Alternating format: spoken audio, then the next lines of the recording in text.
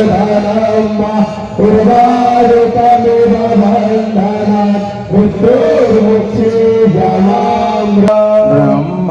मुरारी त्रिपुरांतकारी भानो सशिवा सर्वे ग्रहासा हिगरा त्वमेव बन्धु च सखा त्वमेव सर्वा मम देव देवा। घर घर यज्ञ हर घर यज्ञ, ये हमारा बहुत दिनों से संकल्प चल रहा है। 108 महायज्ञों में 102वां यज्ञ 18 से 27 मार्च कुरुक्षेत्र किया जाएगा 2025 में। इसलिए कुरुक्षेत्र चुना है कि कुरुक्षेत्र की धरती से गीता के माध्यम से पूरे विश्व को संदेश गया है, इसलिए कुरुक्षेत्र की भूमि चुनी है। और उसमें विशेष रूप से ये भी है कि गया के थल में, हरिद्वार के जल में और कुरुक्षेत्र के जल थल नभ तीनों में पितरों की मुक्ति है, इसलिए विशेष रूप से और महत्वपूर्ण है। वहाँ ब्रह्म सरोवर है, ब्रह्म सरोवर में सभी लोग स्नान करें।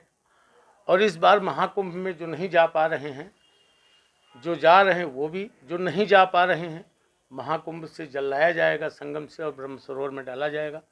18-27 मार्च के बीच में ब्रह्म सरोवर आके स्नान करें, उनको वही पुण्य फल प्राप्त होगा जो महाकुंभ में संगम का प्राप्त होता है। यज्ञ ही जीवन है।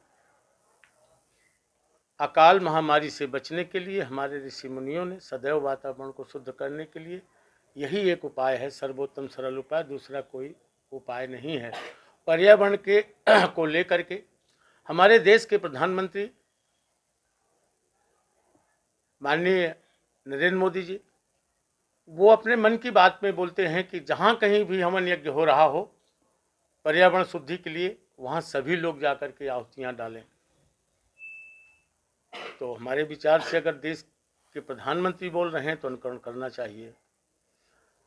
और एक विशेष बात ध्यान से सुने, यह यज्ञ किसी भी राजनीति से प्रेरित नहीं है। ना मैं बीजेपी का हूँ, ना मैं किसी कांग्रेस का, ना मैं किसी पार्टी का।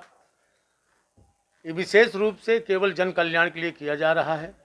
और ये समय है बीजेपी वालों को ये बताने का कि हम सनातन के लिए क्या कर सकते हैं, और बाकी पार्टियों के लिए समय है बताने का कि हम भी सनातनी हैं। इसलिए सभी लोग उसमें, हरियाणा वासियों से जहाँ तक सुन रहे हैं सबसे अपील है कि सभी लोग 18 से 27 मार्च वहाँ जरूर पहुँचें। अभी भूमि पूजन किया गया था, मोहन लाल जी प्रदेश अध्यक्ष भाजपा, उन्होंने मेरे भाव को समझा, उनसे हमने कहा, उन्होंने जा कर के भूमि पूजन किया अच्छे भाव के साथ। और भी कई लोग वहाँ उपस्थित थे। कृष्ण बेदी जो इस समय वर्तमान में मंत्री हैं, पवन खरखोदा विधायक हैं, और इसे देवेंद्र अत्री से भी मिले, और बहुत सारे विधायक मिलते जा रहे हैं और अपना समर्थन भी दे रहे हैं। और अच्छा लग रहा है सबको, और आश्वासन भी दे रहे हैं कि वहाँ पहुँचेंगे। यह कार्य सिर्फ आपके लिए है। पहले कोरोना आया था, अगर कोई उपाय नहीं किया गया तो फिर अब HMPV, अब कौन सा वायरस आ रहा है, यह बात तो हम सालों से कहते चले जा रहे हैं। हम आपको अपनी एक आप बीती घटना सुना देते हैं। अभी मैंने माइक पर बोला कि मैं हिमालय रहता हूँ, आपके यहाँ के बीच के किसी लड़के ने मेरी गुफा भी बनवा दी है।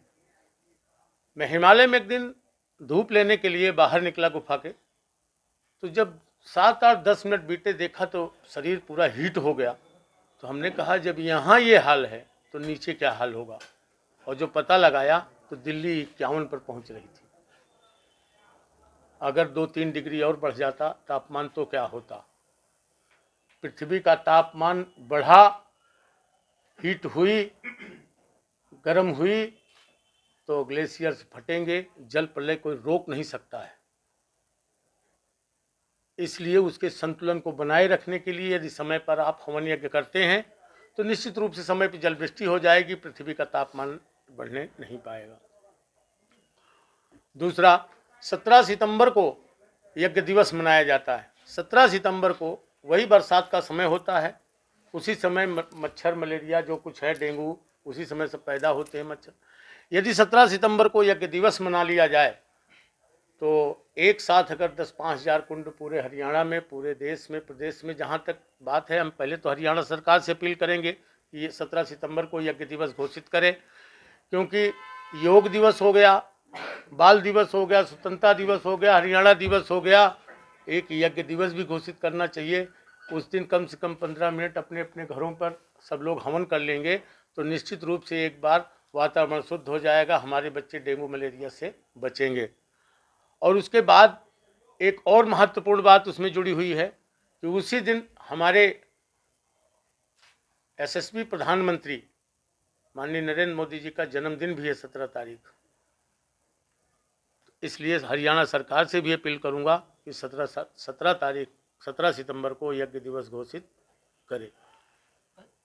महात्मा जी, बांग्लादेश की अगर बात करें, जिस तरह से बांग्लादेश में चल रहा है हिंदू के साथ, और भी कई ऐसी जगह हैं जहाँ पर नू में जो है जैसे हुआ, क्या लगता है आपको कि सनातन के बारे में और सनातन को बचाने के लिए बिल्कुल ये कार्य करना चाहिए, सबको उठ के खड़ा होना चाहिए। भारत ये तब तक है,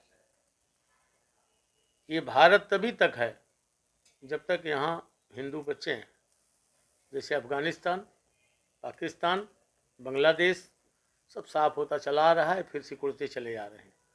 ज़रूरत है एकजुट होने की। आप अगर इनसे हिंसा से नहीं लड़ सकते तो समर्थन देकर के विचारों से तो लड़ सकते हैं। अगर विचारों से ही लड़ते रहे तो कहीं ना कहीं हम सुरक्षित रहेंगे, जैसे आज सुरक्षित महसूस करते हैं। हम नॉर्थ ईस्ट में जाते हैं, नॉर्थ ईस्ट में काम करते हैं, मेघालय, त्रिपुरा, मिजोरम, आसाम, इस तरफ जाते हैं काम करते। जब हम 2011, 12, 10 में जाते थे तो बड़ी मुश्किल होती थी, भगवा पहन करके सड़क पर निकलने के लिए बड़ी मुश्किल होती थी, जय श्री राम बोलने के लिए मुश्किल होती थी। वहाँ कई आरएसएस के प्रचारक मरवा दिए गए, कई संत मरवा दिए गए। लेकिन आज के समय में जब आप जाएंगे तो भगवा पहन के किसी भी सड़क पर खड़े हो सकते हैं, मंदिर में पूजा कर सकते हैं, तिलक लगा सकते हैं, जय श्री राम बोल सकते हैं। ये परिवर्तन है। कुंभ के मेले में जाओगे आप? बिल्कुल कुंभ के मेले में जाएंगे। क्या है, कुछ लोगों को बता पाएं?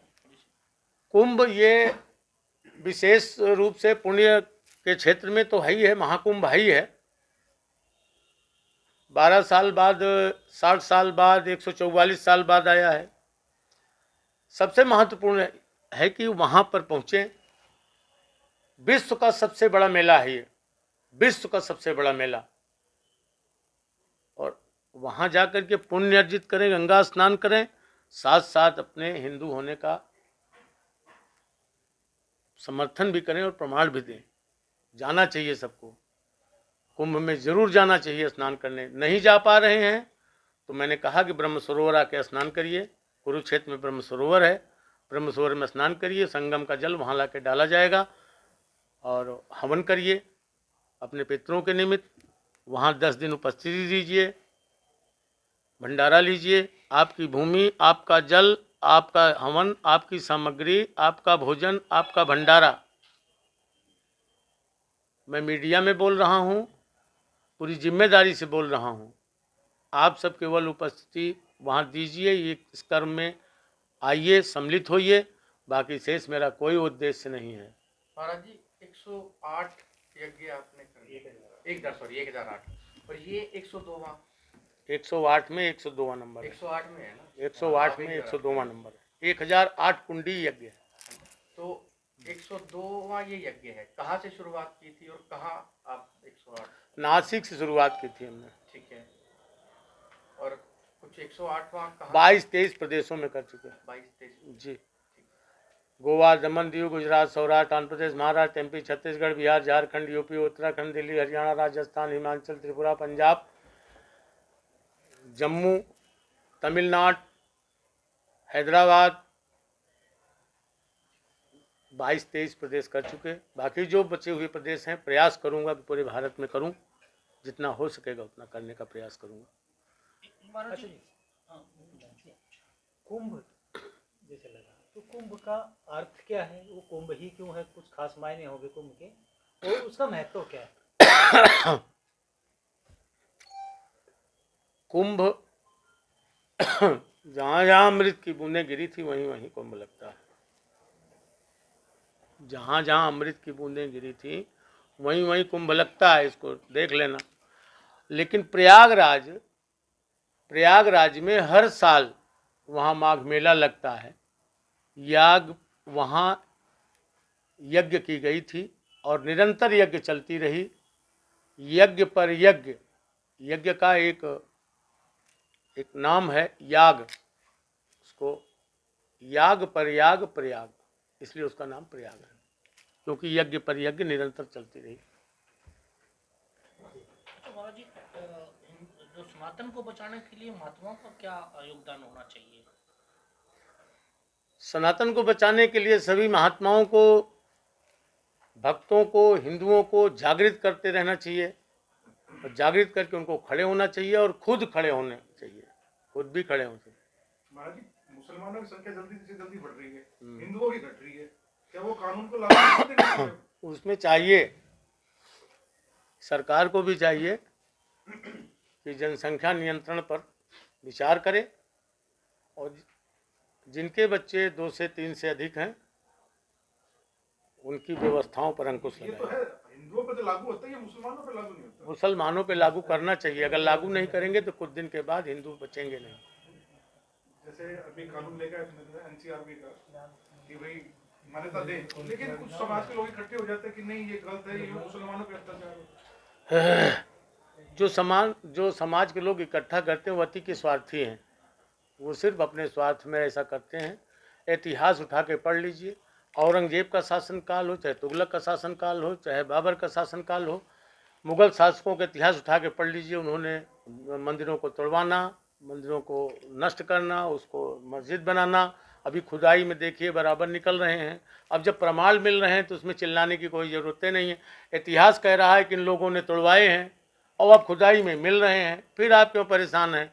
लेकिन कुछ राजनीतिक अति स्वार्थी प्रवृत्ति के व्यक्ति जो है वो पार्टी बेस पर लेकर के ये सब कार्य करते हैं और ये अच्छा नहीं है, क्योंकि जो हमारा साधु संतों का समाज है, इसको इसके खिलाफ खड़ा होकर एक जबरदस्त आवाज नहीं उठानी चाहिए?